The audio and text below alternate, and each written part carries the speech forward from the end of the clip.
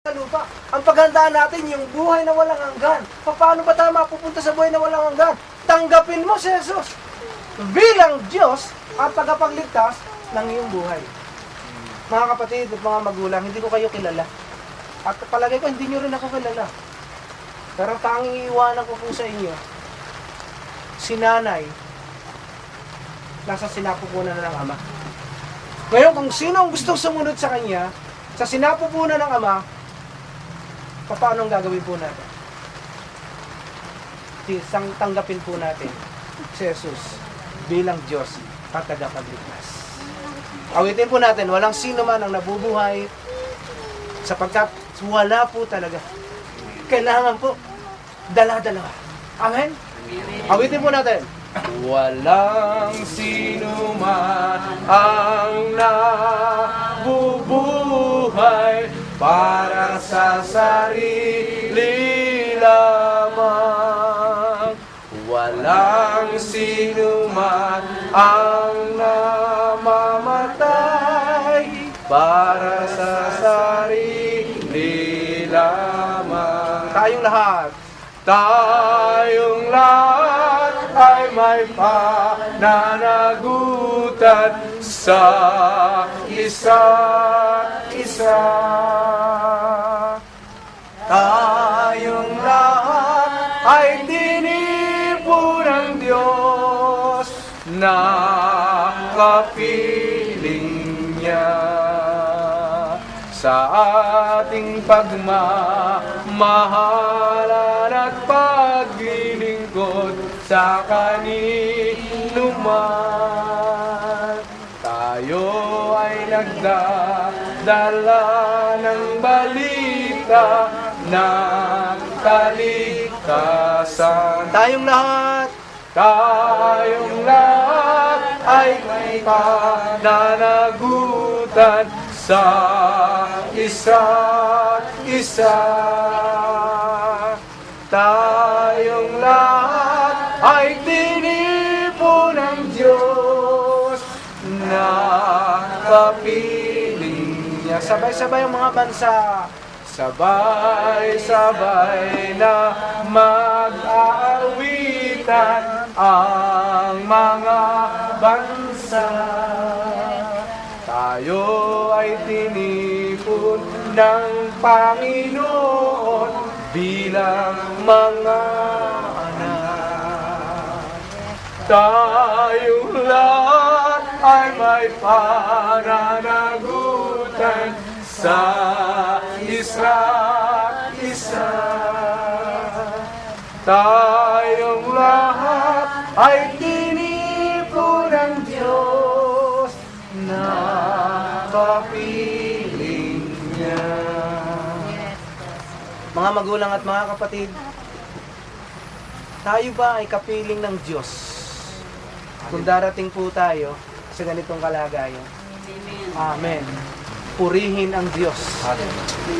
Ang katotohanan niya, mga kapatid, hindi na po natin dapat ipag-pray si nanay. Sapagkat si nanay nakatingin na sa atin mula sa kalangitan. Naniniwala po ba kayo ron? Sabi po ng Biblia, si Lazaro at ang mayaman, nung namatay si Lazaro ay nasa sinapupunan ng Diyos. At yung mayaman ay nasa Hades. Pero yung mayaman pong yun, wala pong ginawa sa lupa kundi magpasasa. Si Lazaro, nagtiis ng maraming hirap sa lupa, pero nung siya'y namatay, kinuha siya ng Diyos. Tandaan natin, mahal tayo ng Panginoon. Bilang pagbubunyi po natin, palakpakan po natin ang Diyos sa buhay ng ating mga kapatid. Mananalangin po ako. Papanalangin ko po, unahan dito po yung mga mahal sa buhay ng ating nanay. Hindi ko naman po kayo nakikita sapagkat ako'y isang bulag. Purihin po ang Diyos sapagkat ako'y nagpastor sa ganito pong aking kalagayan. Kaya kung nasa mo po kayo, pagpapanalangin ko po ang mga mahal sa buhay nito ng ating pong nanay.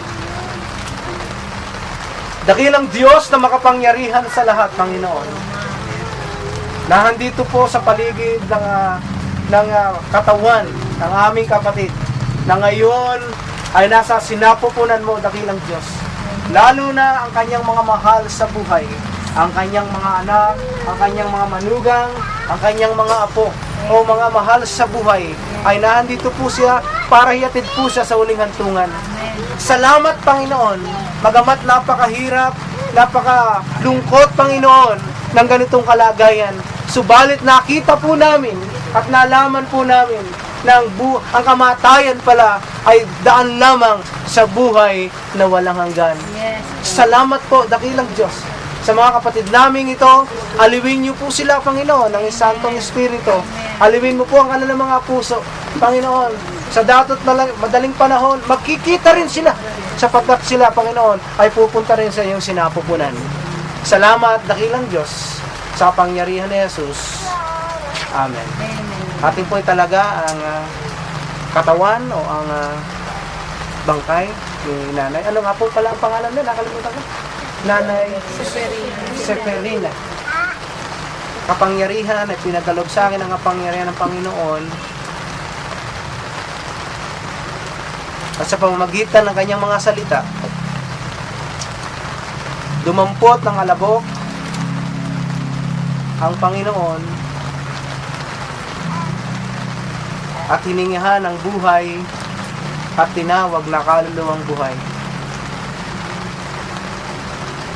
Sa alabok ka nang galing, sa alabok ka rin uuwi. Subalit ang higit sa lahat, ang iyong espiritu at kaluluwa ay aakyat sa kalangitan. Nanay Seferina, nawa, kapiling mo ang Diyos. Nag-i-enjoy ka na sapagkat kapiling mo na ang ating Ama. Hallelujah. Amang Diyos na makapangyarihan sa lahat, sa mga oras pong ito, tinatagubilin ko ang espiritu at kaluluwa ng aming magulang na ito. Tanggapin niyo po siya sa iyong kaharian, gaya ng pagtanggap niyo sa amin sa darating na araw. Salamat, Panginoon. Salamat, dakilang Diyos. Sa alabok kami pupunta, sa alabok kami nagsimula. Ito ang sabi ng Diyos sa bawat isa sa amin. Sa pangalan ni Jesus. Amen. Ama namin, sumasalangit ka, sambahin ang ngalan mo, mapasa amin ang kaharian mo, sundin ang loob mo dito sa lupa para nang sa langit. Iyan niya kami ngayon ng aming kakanin sa araw-araw. At patawarin mo kami sa aming mga sala para ng pagpapatawad namin sa nagkakasala sa amin, at huwag mo kami ipahintulot sa tukso, at iadya mo kami sa lahat ng masama. Amen. Panginoon, salamat po, dakilang Diyos, sa buhay ng aming kapatid na ito. Nawa, Panginoon, sa nagdaan niyang mga panahon, sa nagdaan niyang mga taon ng kanyang buhay, ay may nagawa po siya para sa iyo, Panginoon, sapagkat siya'y haharap sa iyo at itatanong mo, ano ang nagawa mo para sa akin? Salamat, Panginoon, at meron siyang isasagot sa iyo, dakilang Diyos.